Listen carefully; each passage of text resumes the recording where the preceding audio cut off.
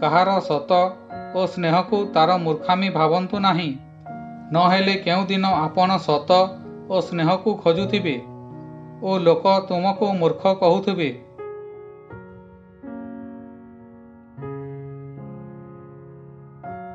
ଜୀବନ mobile ନୁହେଁ କି ମନ ପସନ୍ଦର ଗୀତ ବାଜିବ।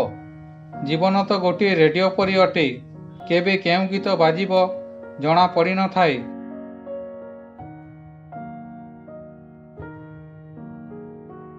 ମଶାଣିକୁ ଗୋଟିଏ ଛୋଟ ପିଲାଟିଏ ଦୌଡ଼ି ଦୌଡ଼ି ଆସିଲା ଓ ତା ବହିବସ୍ତାନି ତଳକୁ ଫିଙ୍ଗିଦେଲା ଓ ଗୋଟିଏ ସମାଧି ପାଖରେ ବସି ବହୁତ ବିକଳ ଭାବରେ କାନ୍ଦୁଥିଲା ଓ କହୁଥିଲା, ଉଠନା ବାପା ଉଠ, ସ୍କୁଲରେ କହିଛନ୍ତି ସ୍କୁଲ ଫିସ୍ ଆଣିକି ଆସିବ, ନହେଲେ ତୁମ ବାପାକୁ ନେଇକି ଆସିବ।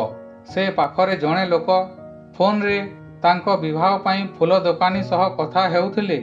ସେହି ଫୁଲ ଦୋକାନୀକୁ କହିଲେ, ସବୁ ଅର୍ଡ଼ର କ୍ୟାନ୍ସଲ କରିଦିଅ, ଫୁଲ ଆଉ ଦରକାର ନାହିଁ, ଫୁଲ ତ ଏହିଠାରେ ମିଳିଗଲା। ସେ ଲୋକଟି ଛୋଟ ପିଲାଟି ପାଖକୁ ଗଲେ ଓ ଛୋଟ ପିଲାଟି ହାତରେ ଟଙ୍କା ରଖିଦେଇ କହିଲେ, ପୁଅ ଏହା ରଖିଦିଅ, ତୁମ ବାପା ପଠାଇଛନ୍ତି, କାଲି ସ୍କୁଲରେ ଦେଇଦେବ। ଏହା ତ ହେଉଛି ମଣିଷର ସମ୍ପର୍କ।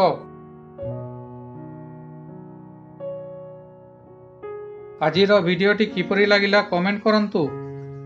ଭଲ ଲାଗିଥିଲେ ଲାଇକ୍ ସେୟାର କରନ୍ତୁ।